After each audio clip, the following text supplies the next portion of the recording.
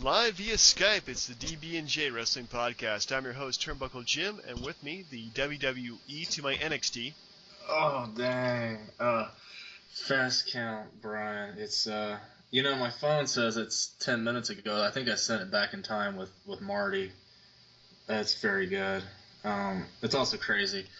So you know what else is crazy? A lot of wrestling to go over. Yeah, we have a ton of wrestling to go over. So we have two pay-per-views from this week, plus Raw, plus our top 10 matches of the year, plus our top 5 superstars of the year, because it's our last show of the year, folks. Wah, wah, wah. Yeah, for anybody who listens on a regular or irregular basis, this is going to be our last show of 2014. Hopefully 2015 will be coming back refreshed, stronger, hopefully with maybe a few new bells and whistles, hopefully.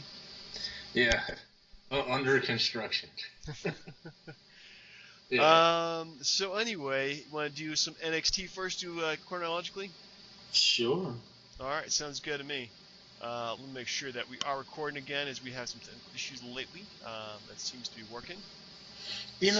About this NXT thing, I know a lot of people were talking about how much better it was than the WWE main roster shows, but to the main roster's defense, they're way more hamstrung and cuffed down than NXT is. That's true. NXT is like exploding with talent right now. It's ridiculous. Like, there are tons of guys in there who could easily, transition to the main card or main roster really soon. Did you see Did you see the Ascension promo where they look like Demolition? I do. They're very old school. Yeah, I mean, is that new? Like, I don't see the need.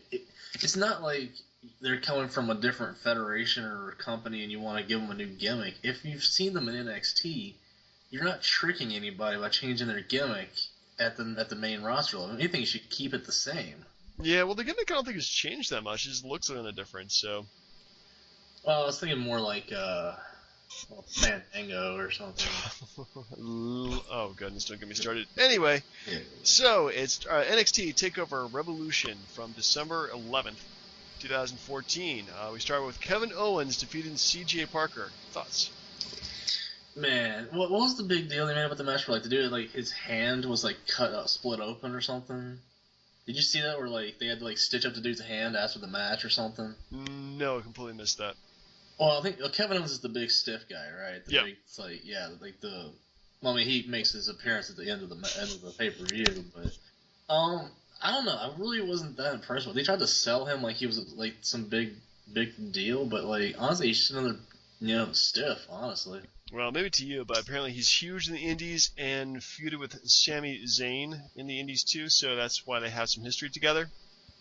I liked it. I mean, he's a big stiff guy, but he can do some cool moves too. Like he does, like outside the ring splashes and stuff. So that was kind of cool. Yeah, I don't know. I have to give the guy more of a chance. I didn't really like his look either. Like, why is there things like the Larry the Cable Guy look? Is this the way to go with the sleeveless shirts and all that? Like, just it's ridiculous. Sloppy. Anyway. Moving on, we have the Lucha Dragons defeated the Vaudevillains, in keeping the NXT Tag Team Championships. Man, those guys, like, the Vaudevillains are fantastic. I love that entrance. You cannot get enough of that. It was a little tough to watch because their styles didn't really mesh at the beginning, but they kind of came together. I thought it was pretty good. Yeah, I thought it was pretty good. This is actually the only match I was kind of disappointed by because they didn't give enough time. Like, this is less than 7 minutes. Yeah. So I was kind of hoping for a bit more in terms of the mood set. And yeah, they are like very mismatched. Like, Lucha Dragons much smaller than the Vaudevillains. So it was okay in my book, but I think they could have done better.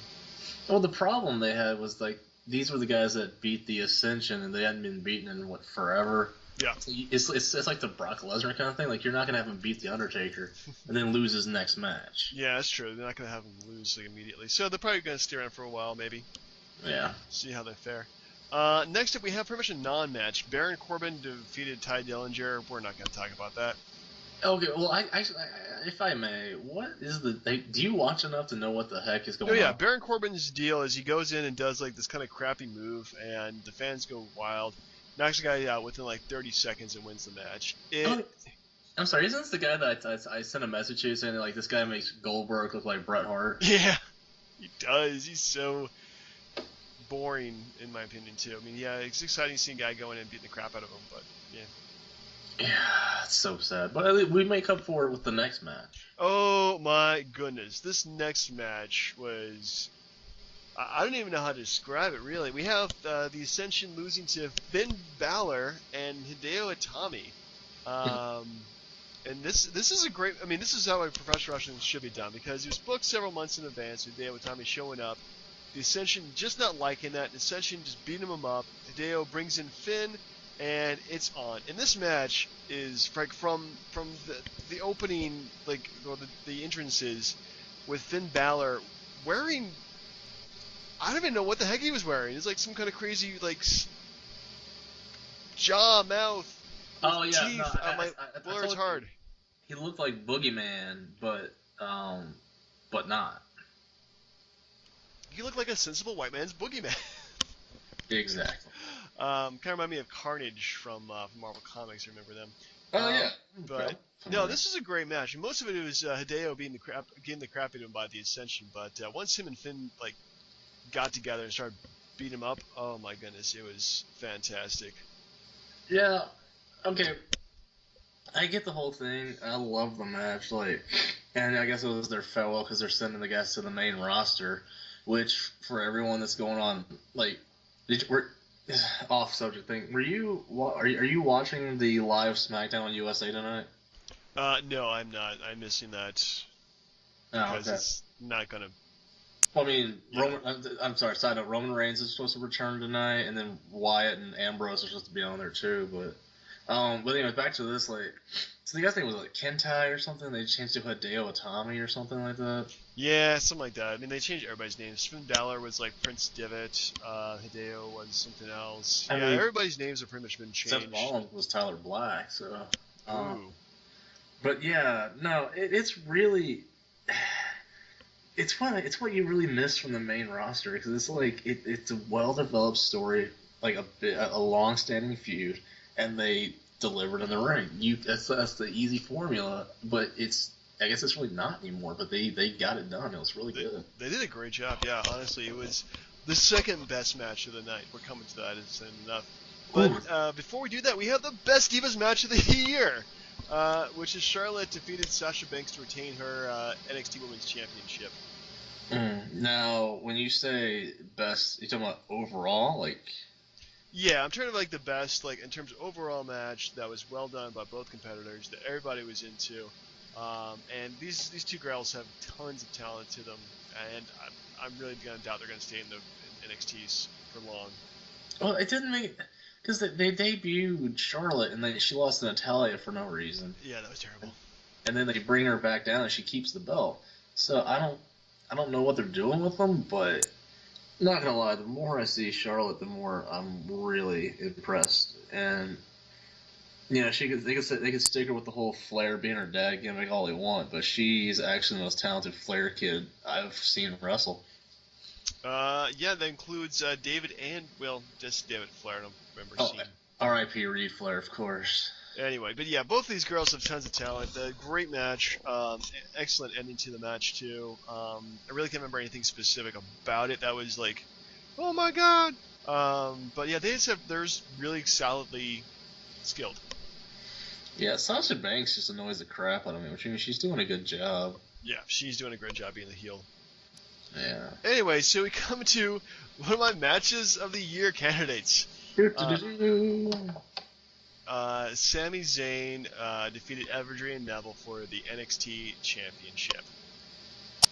Yeah, they had so many false finishes. I thought this was WrestleMania for a minute. It felt like WrestleMania towards the end, didn't it?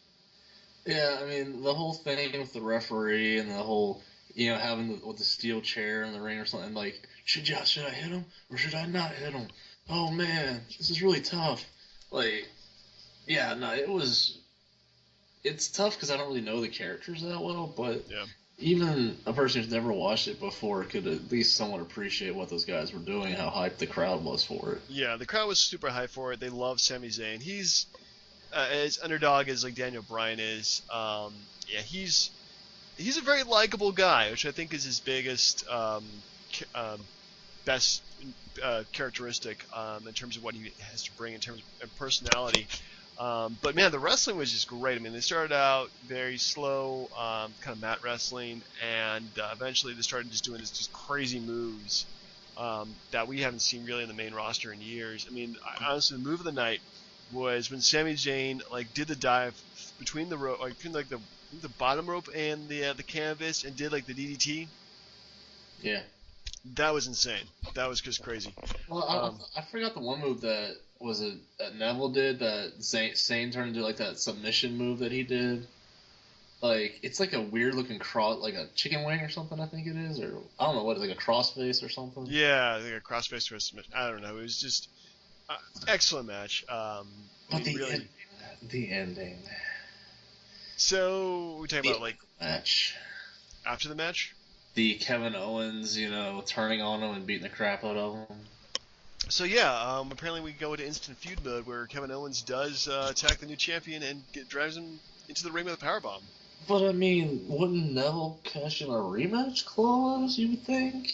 No, because that's retarded. Oh my! What? You're right. It's probably never been done before, so it's not gonna happen. They don't do that like right the same night. That's just terrible. $10. He's in the Royal Rumble. Yeah, I think we might have to see a few guys from NXT in the Rumble. I'm hoping that they will. But definitely Sami Zayn and Adrian Neville deserve to be promoted. So hopefully we'll see both those guys on the main card, and hopefully they will not be reduced to jobber status. Adam Rose, I'm looking at you. Oh, well, at least he's still on TV. Yeah, he at least he's getting TV time, and this week, anyway. Yeah. So anyway, how would you rate this pay-per-view in terms of letter grade? If you give it less than an A, you should slap yourself.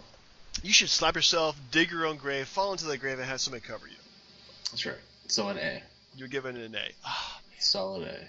I would give it a solid A too. This it wasn't for maybe a couple things. I would give it A plus, but man, it was such a great show that apparently it actually scared the main roster into thinking that they have to deliver in terms of their next pay-per-view, which was only a few days after this, and which brings us to TLCS. Yeah, I guess it is TLCS. Tables, ladders, and chairs, and stairs. Well, if you notice, they had like the hashtag. Most of the pay-per-view was hashtag TLCS or something. Really? I'm just doing that hashtag TLC. Well, it's because it's table, ladders, chairs, and stairs. Ooh, they can run. Ooh, we're using stairs now. Ooh, yeah, so great. Yeah. Oh, but that part killed me. Not just the match itself, but they bother giving you an explanation about the steel steps themselves. Who gives a crap? Because they're dangerous, that's why. No, they're not. Or people use them more. Yeah. Anyway, they use them all the time. And anyway, moving on to the actual card itself. Did you watch New Day defeated Goldust and Stardust? No, I mean it's a little predictable. So yeah, it was a little predictable, but actually it was a pretty good match. I liked it. I think they were decent. It wasn't horrible. The opening match is, in my opinion, match of the night. Dolph Ziggler defeating Luke Harper in a ladder match for the Intercontinental Championship. It's only match of the night because of the ending to the main event. But yeah, no, it was good. I don't like how we're like 5 or 6 years into the PG thing, and the second you see blood, everyone freaks out. So like Luke Harper's supposed to pretend in the ring that he's dazed and beat up while like the doctor has that little glue gun to Ziggler's head to stop the bleeding. Like, come on. Yeah, that is kind of weak. So yeah, the PG era has definitely. I mean, granted, it's probably good they err on the side of caution. But yeah, there was a lot of bleeding in this match. Like, I was very surprised. It wasn't just from the head too. It was from like every single exposed part of the body. Like the concussion ladder got cut. Yeah, no, it was. I'm surprised they didn't get messed up worse. Like, they absolutely delivered in the ring, and you never expect that from Luke Harper. You just look at the guy. And by the way, another question: do they stain his shirts before the match? Like, I hope so, unless they have him do jumping jacks for an hour before the match. God, like the moves they were doing with the ladders, it was fantastic. And Ziggler was crazy over Granite again. It was his hometown, but the Miz got booed, and that says something. But no, it's definitely a match of the night for sure. Yeah. Well, because we'll get to the ending soon enough. But next up we have the Usos, Jimmy and Jay, beating the Miz and Damien Mizdow by disqualification after the Miz hit Jimmy or Jay, I don't know which one, with his Slammy Award. I was with the whole Miz and Mizdow. I'm actually completely over it now. It's completely ridiculous. His Mizdow looks like a dumbass, and he never gets to wrestle because Miz takes the whole match. Why have a stunt double if you're not going to use him? Yeah. The gimmick is running kind of thin with me, too. I think it's pretty much peaked when they won the titles last month. So, yeah, it's definitely it's a weird gimmick. It's funny because he looks like a complete dumbass and will do anything for his job. So hopefully they'll either change it up or mix things up, because I have a feeling that we probably want to save the Miz versus Damien Mizdow confrontation to WrestleMania. But yeah, I mean I'd hope they do that. Give Mizdow a match he actually deserves. Yeah. Anyway, so next up we have the Big Show defeated Eric Rowan in a steel stairs match. Yeah, I didn't watch that match. It killed me. Really? Well, okay. So I did watch the match, and honestly, some people hated it, but I think they did a pretty decent job considering that they're two big, hosses, and they used the stairs pretty well. They had plenty of stairs to go with since they're all on the outside and everything. So I thought it was decent. Pretty much the best match they could have given us, especially a Big Show.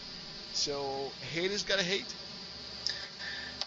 I mean, come on. I'm sorry. You could have Big Show doing anything, and I would find it boring. I just can't stand seeing him on TV anymore. But you can watch him live, though. I didn't really care for him there either. He was kind of slow and boring. Pardon. You should say pardon. Come on. No, it's just it's great they're using Big Show to get Eric Rowan over, but I just don't care for Big Show at all. Yeah. All right. Well, moving on to something you'll probably like even better. My fingers are crossed. John Cena defeated Seth Rollins in a tables match. Do we have our predictions? I looked at those, and unfortunately those were not saved either last week. Last week was a whole cluster F, and I gotta apologize for that. It's okay. You were actually doing the show by yourself. That's really good. I had my stunt double up me out. No, sorry. Did not care for the match. Mainly, I mean, it was good, but you knew what was going to happen, except for the whole Roman Reigns part. Big Show coming out, Roman Reigns coming out, the double finish, that was kind of dumb, by them going through the table. J&J Security screwing things up. And it feels like, the authority's gone, but they're not really, because their crap's still around. So Seth Rollins, though, honestly, he could wrestle a broom, and I would be excited watching that. Yeah, I agree. I just think he's not as good on the mic as I thought he was. He's been having some terrible mic work lately. He has been very disappointing on the mic, yeah. So he's got to work on that, but he's not as bad as a Roman Reigns. Oh, God, no. But, good for him coming back like that. Congratulations. It gives Rollins... It's the cheap way out. Cena keeps his number one contendership, and Rollins can blame Reigns for losing. Yep, there we go. Next up, we have Nikki Bella defeated AJ Lee to retain her Divas Championship belt. Yeah, that was a little bit surprising, annoying, and then the whole thing afterward about, her... the hairspray actually did mess up AJ's eyes. You're conjunctivitis or something like that. Jesus Christ. Like, yeah, that's not really cool. Like, if that's like her last match, which I don't really know if she showed up on Raw because it didn't show up on my Hulu. That's a crappy way to go. It is pretty crappy. Next up, we have Ryback defeated Kane in a chairs match. I guess chairs are legal? Again, people hated this match. I thought it was pretty decent. Again, two big stiff guys, and they had some pretty good moves in them too. Like especially the part where Kane just throws a chair like straight at Ryback's face, and he takes it like a champion. It's pretty awesome. I'm all for Kane helping Ryback get over, but just like Big Show, I'm done seeing Kane too. Like they just need to retire. Yeah, I think Kane probably has maybe a year to go at most, so he's definitely not my favorite guy at the moment. But yeah, he's been good for his like enhancing talent, and he's pretty much the most decorated jobber they have on the roster right now. It's true. Mark Henry's not wrestling right now. But... No, but Kofi Kingston is. Woo! Kofi Yep. Kingston. Anyway, moving on. So we have Rusev defeated Jack Swagger in a submission match, which was really short, boring, and nothing happened. Out of all their matches they've ever wrestled against each other, this is probably the worst one. Yeah, agreed. And it's just, again, we'll see where they're going on Monday Night Raw, obviously, but really getting tired of Rusev. Like, they're not doing anything with him right now. Yeah, they really need to have that guy who... Well, they're trying to book him against Ryback right now, and I don't know how well that's working out, in my opinion. It's just started, so here's a legitimate threat to Rusev's championship, but I don't think they're going to let him beat him. The only thing I think they're doing out of this is that they could put Rusev against Ryback at the Rumble just so Rusev doesn't get eliminated in the Rumble match and look weak or something.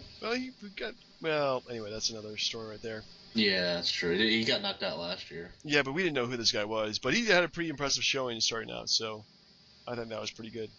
Yes. Yep. Anyway, so next up we have our main event, which is kind of odd, considering that there's no belts online. Just, I guess, pretty much the most heated feud of the company. Bray Wyatt defeated Dean Ambrose by Dean Ambrose being a dumbass. Yeah, again, it's a cheap ending. The monitor, really? Yeah, that was... Everything up until that point was freaking beautiful. Like, honestly, Dean Ambrose putting Bray Wyatt through multiple tables. I think he went through like 3 or 4 different tables, if I'm not mistaken. Yeah, it was intense, and it's weird that it was the main event because it didn't really main event all the Raws around like Cena and Rollins and all that stupid crap, but then it just focused on. It gave these guys the God bless them, they got the main event at a major pay-per-view, but the ending was just terrible. The match, it's a fantastic match, crap ending. Yep. So overall, what would you get this pay-per-view? C+. I think I have to agree with you. It definitely doesn't warrant more than a C+. It's definitely a C+ kind of show. Nothing. The first match was great. The last match was pretty good too. But all in all, it did feel like filler between the Survivor Series and Rumble. Well, the problem is that this was, was it Hell in a Cell?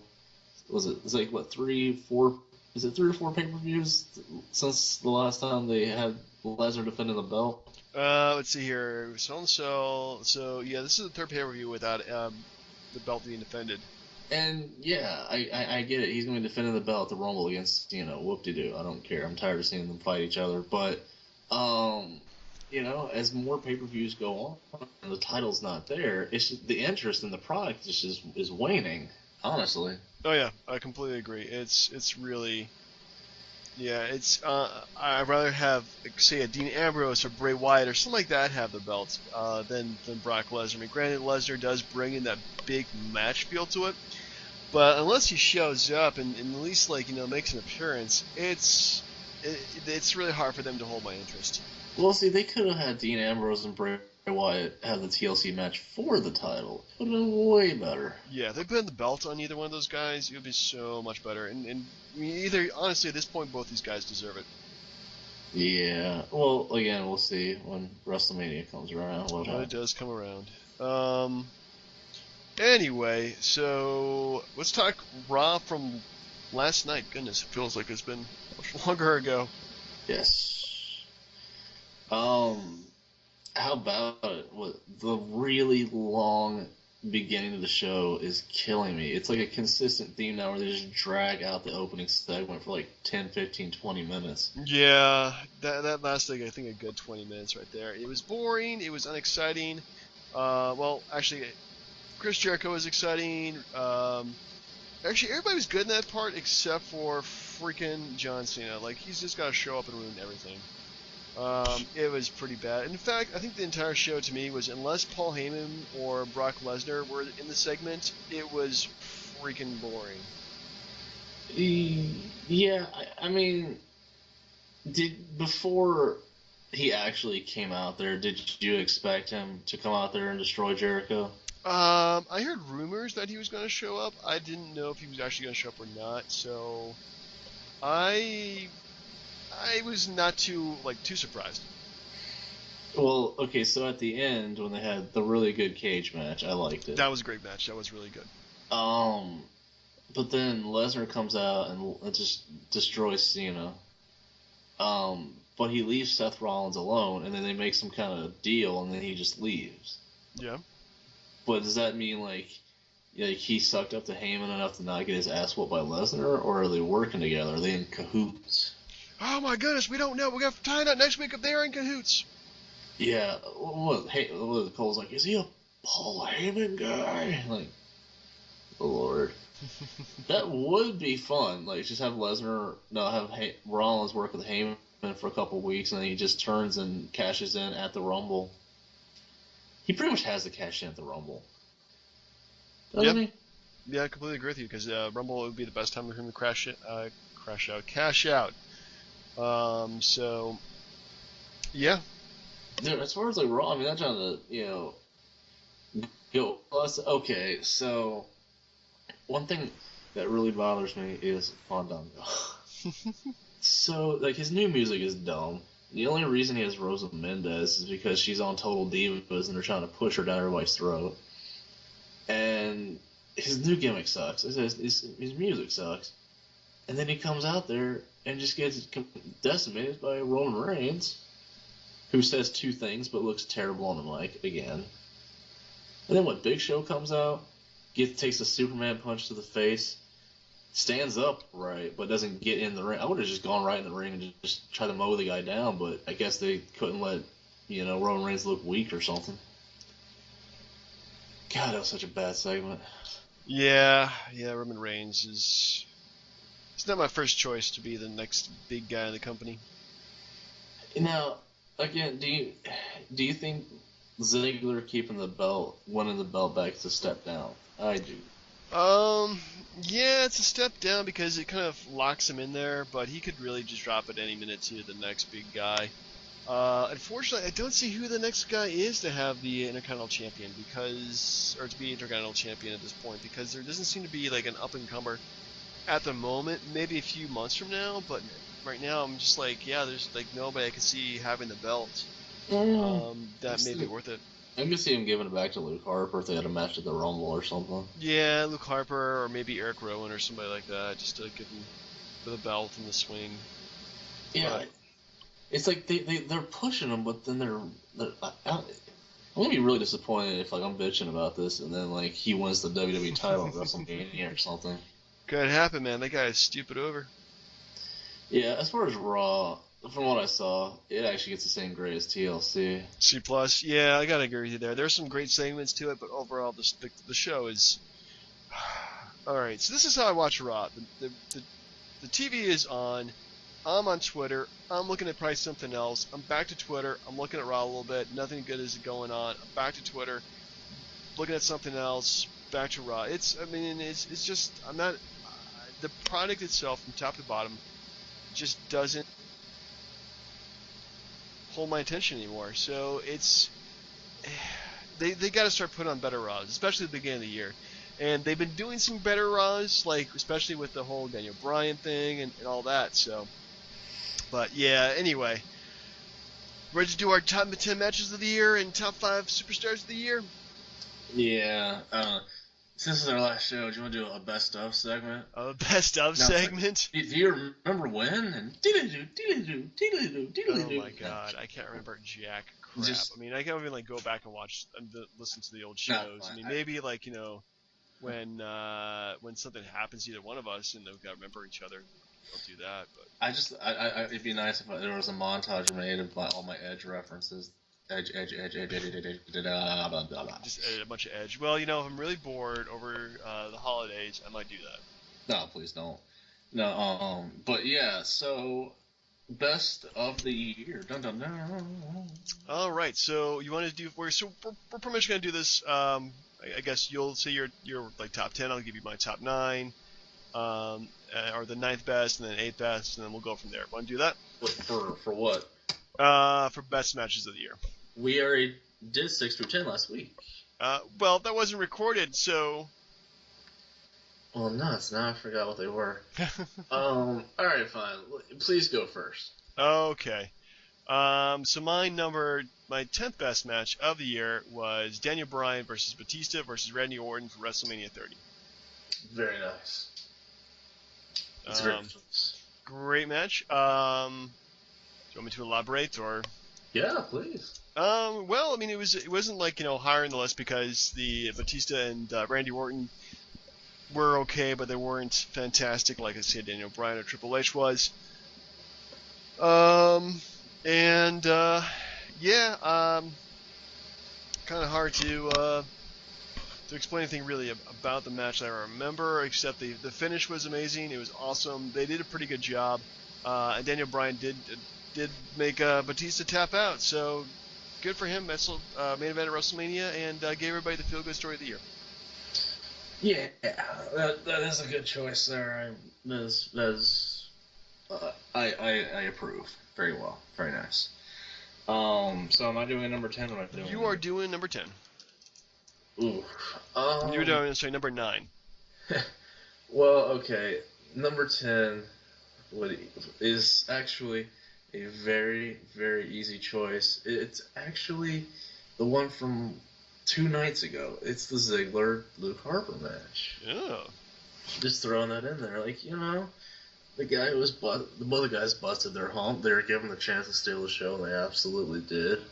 I mean, granted, the ladders help, because it's always that element of, like, ooh, ah, oh god, that looks like that really hurt. Mm-hmm. But, like, they gave these guys the chance to perform, and it was a damn good match. Agreed. I think they both did an excellent job in the match. Put their bodies on the line. Probably took several years off of it, unfortunately.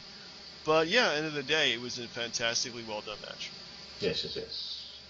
So, your number 9 or is it 8? My number 8 match. Keep track, buddy. Otherwise, gonna be left back. I'm gonna go with Brock Lesnar versus John Cena at SummerSlam. Woohoo! That's a damn good choice. Well, okay. It's an interesting choice because, in terms of entertainment, it's very entertaining. Like, you kind of expect John Cena to go all Super Cena. You expect him to eventually beat Brock Lesnar because Brock Lesnar is like not a regular guy, right?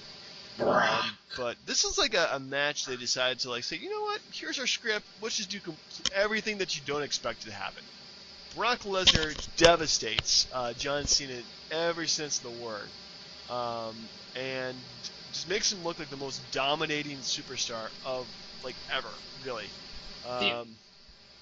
And just beats the crap out of John Cena and wins the title, and everybody's just like, holy crap. Yeah, I can only imagine how that went over backstage. Like, so he's going to beat me, right? Like, yeah. Do I get any offense? No. So he's going to beat the crap out of me, right? Yeah. Like, so do I get any offense? No. Like, it's like, and you could see on his face, like he was not having a fun time. Like even though he knew he was getting his butt kicked, such a good match. Like if only Edge could have been around to do it himself. Ooh. I know. Rest in peace, Edge's neck. But anywho, so number 7. That's all yours. Yeah, no, this one I think is pretty simple. I would give this to Daniel Bryan and Bray Wyatt from the Royal Rumble. Ooh. Yeah, is that too low? No, that's fine. It's fine. I just think, I mean, it seems so long ago, but I went back and rewatched it, and holy crap, it is good. Like, because he's been gone so long, everybody forgets just how sick and how stupidly over he was. Daniel Bryan was ridiculously over, and you can see that because people still steal his yes chants all the freaking time now. Yeah. But it's such a big show. But like that match was so freaking good. Like both guys were amazing, and the fact that Bray won, everybody was like stunned and silent and pissed off about it, was a really good ending to it. Yeah, it was a great. Yeah, I remember it was like everybody's like, this is the first match of the year we've had is Bray Wyatt, because overall the card was just so crappy, everybody hated it, but yeah, I think that was a really good match. Again, I can't remember anything specific about it, but it was just really well done. Both guys really clicked well. So we're up to number 6. Yes. No. Actually, I'm gonna move around my numbers a bit. Oh. So I'm gonna go with number 6. The Shield versus Evolution, the no holds barred elimination match. This is Payback, or was this Extreme Rules? This is Extreme Rules. The second time they met. Okay. Nice. Wait, that was so forgive me. We're talking about the elimination match or the first match? This is the elimination match. So that was the second match they did. The clean sweep. The clean sweep, yeah. Yeah. Okay. The last hurrah of the Shield. Yeah. No, it was so good, right? Because I mean, like, the Evolution was beating the living crap out of them, but they didn't finish them off, and then just one by one, each guy pinned each Evolution member. It was really well done. Yeah, it was such a great, like, stable versus stable match, which is one thing that 2014 gave us a lot of, was stable versus stable matches, especially the early part of the year. That made it very exciting. You know, it's a little disappointing. Like, maybe I'm wrong on this, but like in both of the matches that they Shield have Evolution, Seth Rollins did like these really awesome, like crazy, like high flying spots. Yeah. And then he hasn't really done that since he turned heel. You got to protect the number one investment in the company. That's right. He bought in according to his shirt. But yeah, I mean, it was good seeing those guys, those main event guys, established guys, put the Shield over. They needed it. Oh yeah. I mean, especially Roman Reigns. Oh yeah, he got to look strong, man. Got to look strong. God, that's so bad. All right. So we're at was it number 5 now? I believe so. Yeah. Excellent. Maybe I'm too low on this one, but we'll see. I would give this one to Bray Wyatt. I'm sorry, forgive me, the Wyatts, and the Shield from Elimination Chamber. Ooh, yeah, maybe a bit too low for my opinion, but yeah, I mean, we'll no, it's fine, it's fine. It was going to get sacrificed anyway in my list. I'm gonna pull them all again, and I'm gonna go instead with the Bray Wyatt John Cena match from Extreme Rules. Ooh. Yes, Bray Wyatt's on this list pretty heavily, I think. Yeah, he is. But yeah, like the WrestleMania match. I mean, maybe obviously I'm a little biased. I thought Bray Wyatt should have gone over on Cena at WrestleMania because I thought it made the Extreme Rules match a foregone conclusion. But the fact that they were in a steel cage and this dude just beat the crap out of each other, and they had that weird ass ending with that little kid that stopped Cena cold at the door. That part was a little hokey, but everything else to the match was really, really good.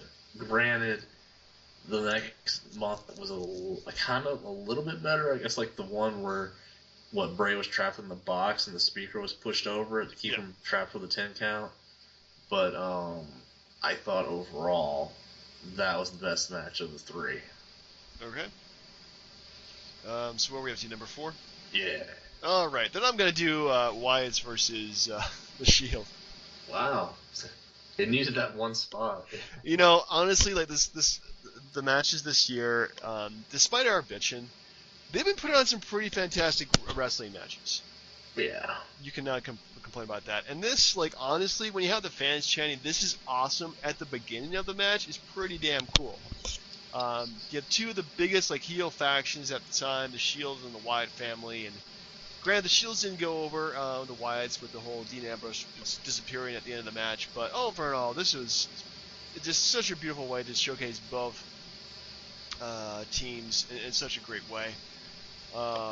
Yeah, it was honestly, I think they fought each other a bunch of other times again, but really this was like the first and it's always the best one. Well, the thing is, like I said, I went back and watched it, and the ending was kind of hokey, the whole Dean Ambrose disappearance. Yeah. But everything else was really, really good. Like, everyone was hyped for it, they were hyped for it, and they delivered the best match on the card. Yeah, I don't know. It's tough. Like, it's so good. But the top three, they have to be better. They have to be better. So what is your number 3 match, sir? Ooh, it's gonna surprise you a little bit. I'm not entirely sure, but I'm actually gonna go with Daniel Bryan and Triple H for WrestleMania. Ooh. I know. I think mainly, I mean, it was a foregone conclusion kind of deal, but at the same time, like, Triple H, the whole deal was that he always thought that Dan Bryan was a B+ player. They kept treating him like crap, and then they finally step in the ring, and it was a little sluggish at first, but with Stephanie out at ringside, like, I thought the whole dynamic was fantastic. The crowd just ate it up, and Triple H just getting the knee to the face and then, losing and realizing he lost. Maybe it's a little high on there, but I thought that was a damn entertaining match. Nice. All right. So I'm gonna go with number 2. Thanks for that special effect. That's really classy right there. Number 2. Number 2. Show number 2. I'm gonna go with Sami Zayn versus Adrian Neville at this last pay-per-view. That's why I gave you a different match, number 3. I'll save that one for you. Yeah, I mean, honestly, we've already talked enough about this match, but really, it was just so well done. These guys are just such good, actually, I'm saying, great wrestlers, and just made this feel like the biggest match in the year. Even though the crowd was only like 400 people, it just blew everybody's socks away. Really, just great chemistry between both of them. Beautifully booked. And even at the very end was Sami Zayn, getting betrayed. I thought it was, from start to finish, the match itself was freaking beautiful. All right, I agree. It's a very good choice. Now, number 1 is very subjective. And you could pick any one of these, but I'm going SummerSlam, Rollins and Ambrose in the Lumberjack match. Ooh, wow. Okay. Do you have a better number 1? I was going to go with Dean Ambrose versus Seth Rollins the day after Raw. After at Raw, yeah. I don't know. I mean, I thought the Rollins Ambrose match at SummerSlam was better. Granted, the Raw one, they went through the stands and the whole cinder block at the end, but I just thought the whole lumberjack thing, because the lumberjacks started beating the crap out of all the lumberjacks and just went ballistic on each other. Like, I thought the lumberjack match was okay. Maybe it's like they're on par with each other, I think. Yeah, it's kind of hard to say. I mean, they're both totally different matches, but I like the one from Raw better because it just stood out better. Then how about this? The number 1 match of the year is Seth Rollins versus Dean Ambrose, and then fill in the blank. Except Hell in a Cell. Yeah, Hell in a Cell was really disappointing, I thought. Bray Wyatt shouldn't have showed up like that. Stupid Bray Wyatt. Ruined my good match. Son of a bitch. Well, there we go. Seth Rollins and Bray Wyatt. Very, very well. Sorry. Dean Ambrose. Dean Ambrose, yeah. Definitely probably the 2 biggest breakout superstars of the year. Yeah. Again, forgive me. Do you it's early, but do you see a Shield WrestleMania? If they were smart, they would do that because honestly, that would bring down the house. They had all 3 members of the Shield to take on each other at the main event WrestleMania. But who could have champ? I would think it'd have to be Seth Rollins. It would have to be Rollins. I think that's one way they could book that, or somehow Reigns or Ambrose. I don't see Ambrose winning the belt anytime soon. Which, well, anytime soon being now between WrestleMania, but yeah, I think Rollins would probably have to be champion. I like it. I like it a lot. All right, so finally we're gonna go with our top 5 superstars of the year. Superstar of the year. Yeah, did you ever see the old Saturday Night Live thing with Molly Shannon? She's like, superstar. Yeah, that was like 18 years ago. But yeah, I do remember that. It was. Hey, you know what? Again, Green Day went to the Rock and Roll Hall of Fame. Like got inducted or announced to be inducted today, so we can feel our ages now. Yeah, we're not old. We're just seasoned. Okay, so now we're going to tell. I'm sorry, now the top 5. He's buzzing right now. Did you want to go first? Yeah, sure. I'll go first. And you probably completely disagree. Yes. With my number 5. But I'm only saying it. He's only the way he is because he hasn't shown up as much as I'd like him to be.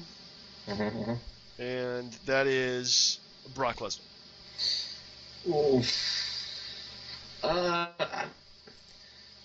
I'm a little disappointed with not that you would choose him, but just how they handled him this year. Yeah, he had like an awesome streak between Royal Rumble to Mania, and ended up beating the Undertaker at WrestleMania, which was of course the guy who beat the streak. So that was huge, and then he disappears till SummerSlam. Has a pretty good couple months there, wins the title, and then disappears. So yeah, I mean honestly, like just because of his accomplishments, he had like 2 big matches, which are enough to get him on the list. But honest, he could have shown up a little bit more, if you ask me. True. That's kind of the stickler thing, but again, beating the Undertaker puts you on the list. Yeah, it does. Yep.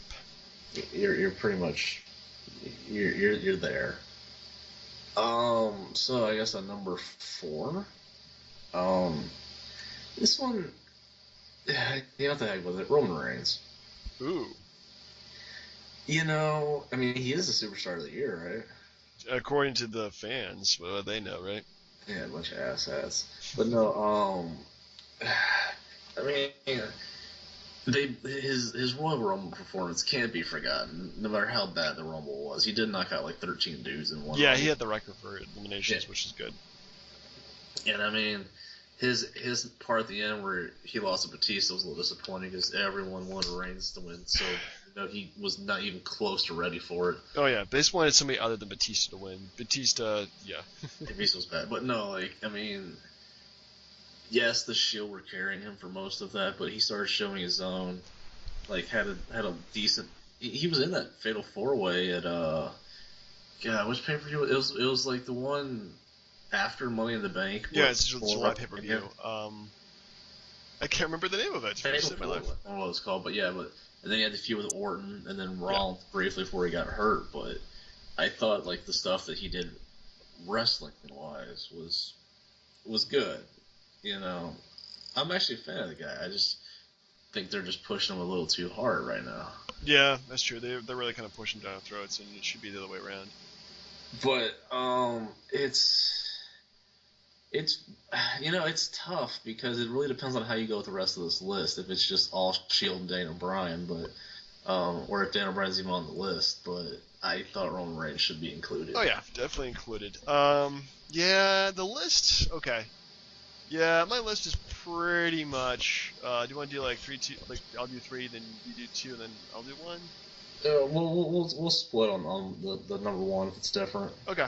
So my number 3 was actually I'm gonna go with Bray Wyatt. Oh, I think you're lowballing him. I might be, but by 1 spot. By one spot. Yeah. Well, my number 4 was actually Seth Rollins. Ooh, that is very low ball. Well, again, it's a pretty loaded list, and they've for all the crap they've had on the roster, they've had some really great breakout guys. But Bray Wyatt has really made 2014 a year to remember for him. between beating Daniel Bryan at the Rumble, taking on John Cena, probably one of the biggest guys they've ever had at WrestleMania. Losing, however, still keeping out the feud and winning one of those matches, so that was pretty big. Beating Chris Jericho. Yeah. Even though Chris Jericho did beat him too. And then topping off with feuding with Dean Ambrose at the end of the year, and of course they're trying to make that into one of the hottest things, which it doesn't hit me as much as I see Dean Ambrose versus Seth Rollins, but still, I mean, Bray Wyatt is really good at like working with anybody. Well, you're forgetting the Shield and the Wyatts as well. Oh, forgot about that. Dang it. But the thing is, like just like a year before this, like he had just debuted at like SummerSlam last year, and for them to get get Daniel Bryan at his hottest part, to get the Shield at their hottest point, to get John Cena at WrestleMania, it's like, you know, the guy's not a slouch. I mean, it's a tough list. Like at most, I would have put him at number 2, but number 3 works as well. That's a good choice. So number 2, huh? This is where I think the rubber hits the road, but number 2 is Dean Ambrose. For me, at least. Any arguments on that one?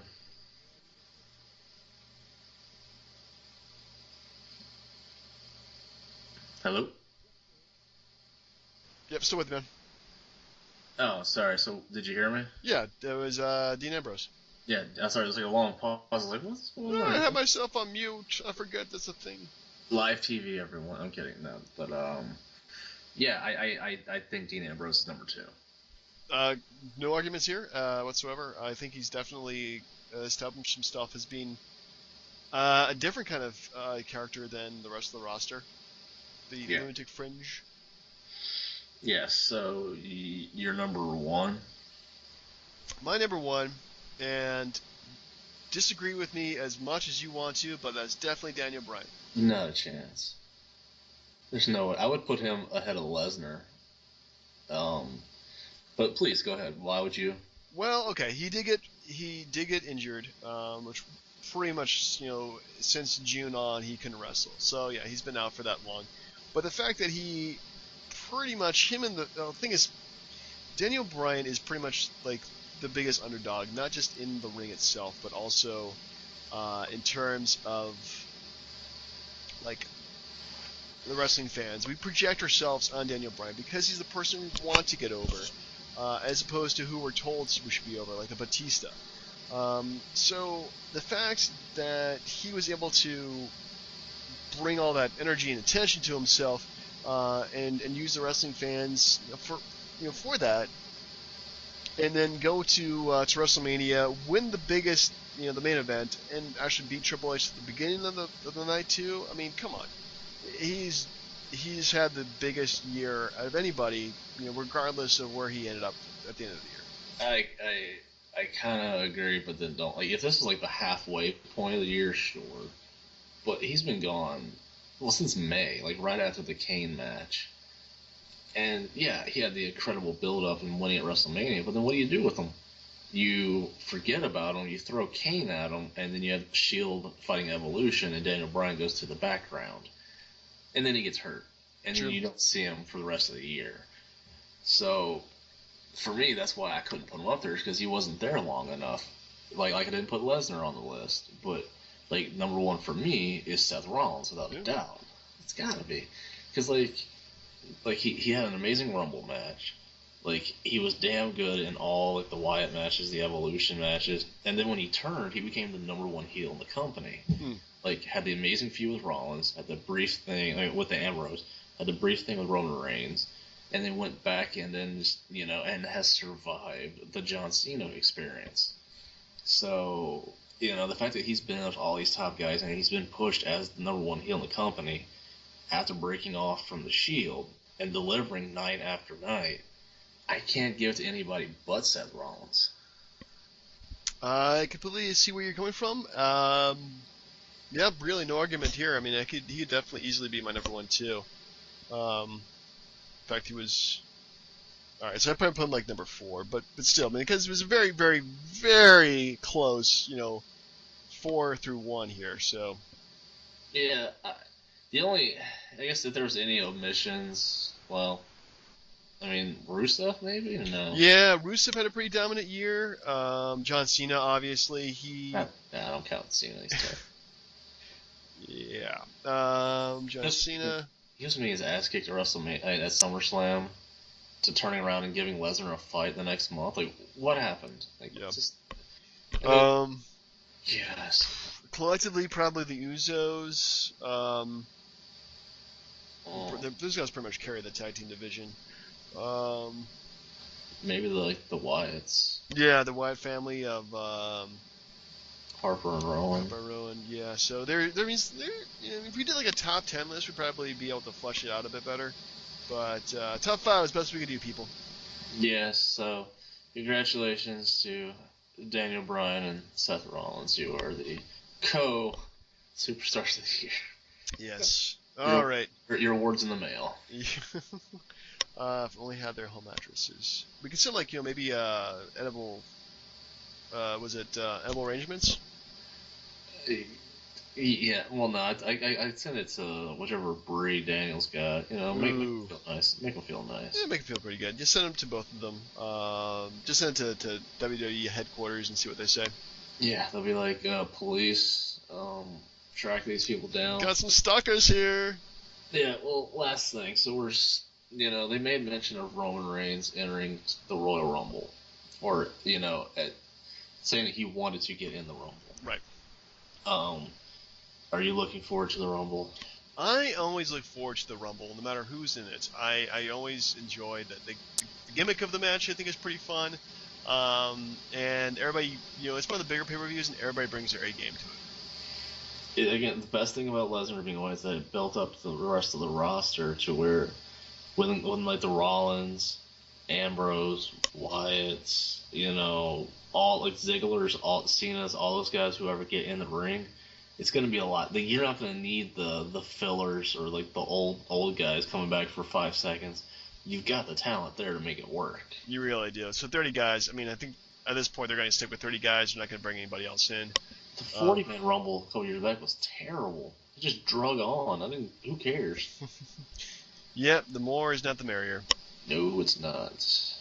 What can you say? Which is why we're calling it for the year right now. That's right. So this is the last show of the year. Hopefully we'll be back early next year. I forget, after the first Raw of that year, I guess we'll be doing this.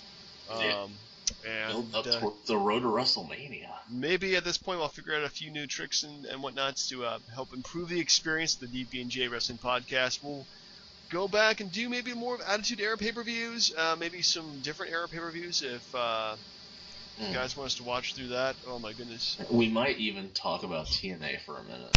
We might do that. We may have to try out TNA just to say we did. Now, do you get Destination America or whatever? I get a lot of channels, and that may or may not be one of the channels I get.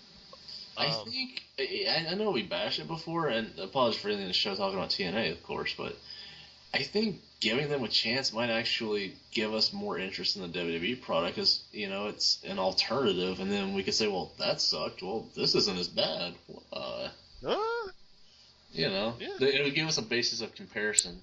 That would give us a good basis, so I think that's definitely worth checking out. Whether or not I actually will like it, we'll find out eventually. So, yeah, that's definitely something I'll be open to, is checking out TNA once in a while. Indeed. They don't have their own network, though. Yeah. It's like $8.99. Oh, no. It's like 99 cents. Ooh, damn, that's not cheap. Anyway, to end the year, signing off, this is Turnbuckle Jim. Fast Brian. Happy holidays. See y'all next year. Yeah.